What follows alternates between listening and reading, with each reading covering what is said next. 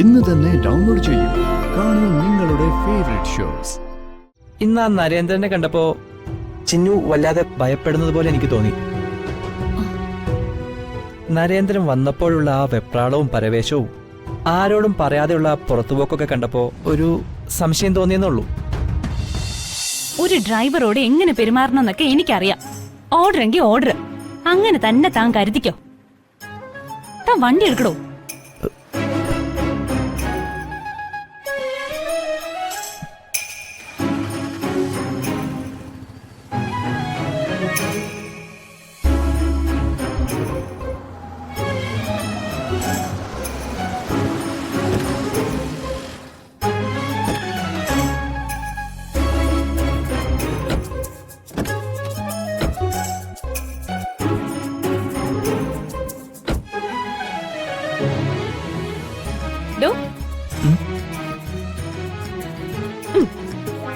Thanks.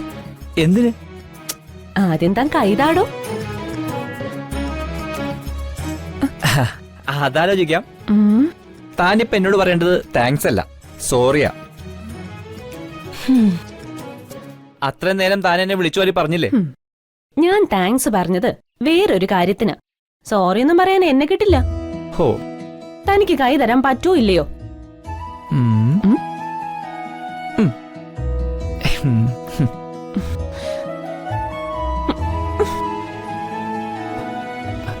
ഇനി ഞാൻ കൂടുതൽ കേൾക്കാൻ ആഗ്രഹിക്കുന്നില്ല. ഒരു ഷേക്കാനല്ല എനിക്ക് വേണ്ടത്. തന്നേക്കാം.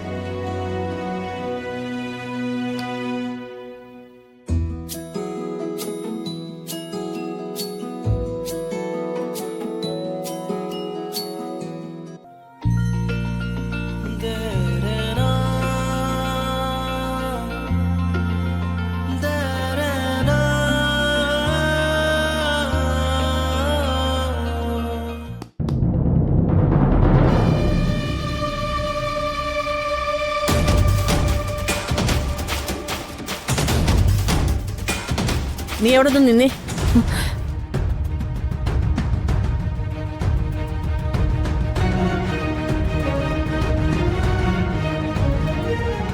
നീ എവിടെ പോയതായിരുന്നു? ഞാനും അമ്മയും കൂടി മാർക്കറ്റിലേക്ക് പോയതാ. തോന്നിയതുപോലെ ഇവിടുന്ന് ഇറങ്ങി പോവാനും തിരിച്ചു വരാനും ഇത് സത്രമല്ല, എന്റെ വീടാ.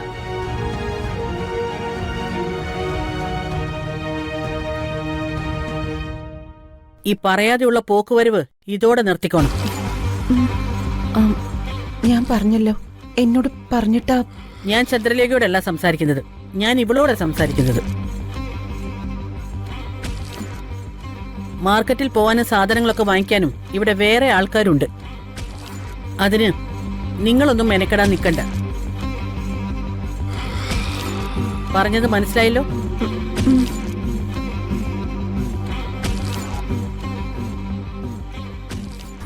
അപ്പോഴേ ചന്ദ്രമ്മ പറഞ്ഞത് കേട്ടാ മതിയായിരുന്നു.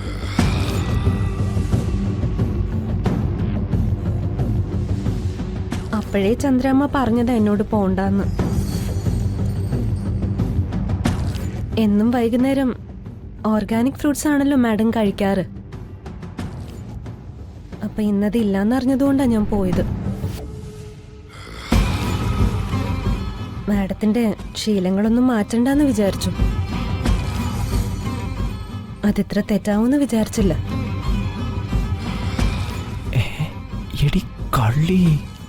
മാഡം എന്നോട് ക്ഷമിക്കണം. എന്റെ അറിവില്ലായ്മ കൊണ്ട് പറ്റിപ്പോയതാ. ശരി.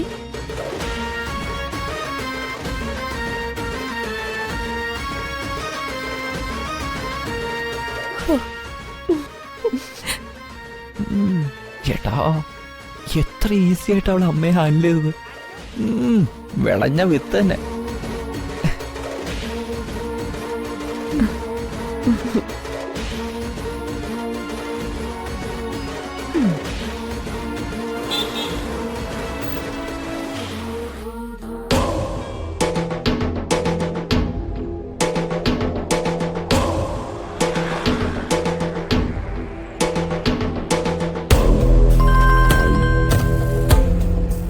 ഹലോ സതീശ.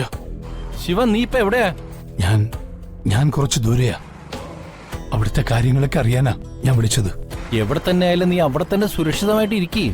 ഇപ്പോഴൊന്നും ഇങ്ങോട്ട് വരരുത്. നാട്ടുകാരുടെ ദേഷ്യം ഇനിയും അടങ്ങിയിട്ടില്ല. അവരുടെ കൈ കിട്ടിയ അവര് നിങ്ങളെ കൊല്ലുമെന്ന് ഉറപ്പാ. തമ്പുരാനും തമ്പുരാട്ടിയും നീ കാരണമാ മരിച്ചതെന്നാ എല്ലാവരും വിശ്വസിച്ചിരിക്കുന്നത്. എടാ, സത്യമായി എനിക്കതിലൊരു പങ്കുമില്ലടാ. ഞാൻ ഒരു തെറ്റും ചെയ്തിട്ടില്ല. എടാ, അത് നീ പറയാതെ തന്നെ എനിക്കറിയാം.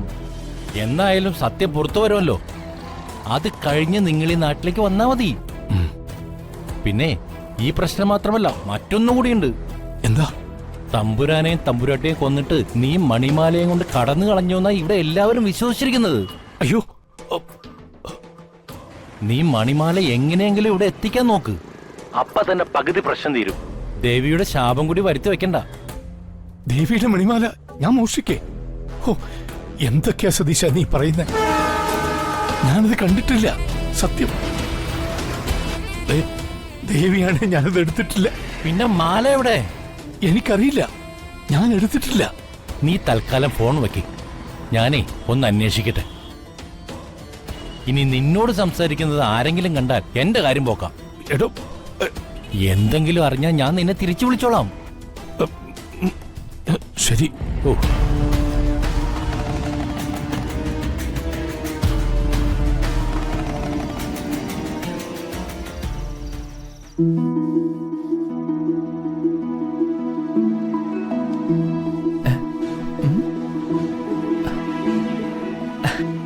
ചന്ദ്രാമ ഒറ്റയ്ക്കുള്ളോ?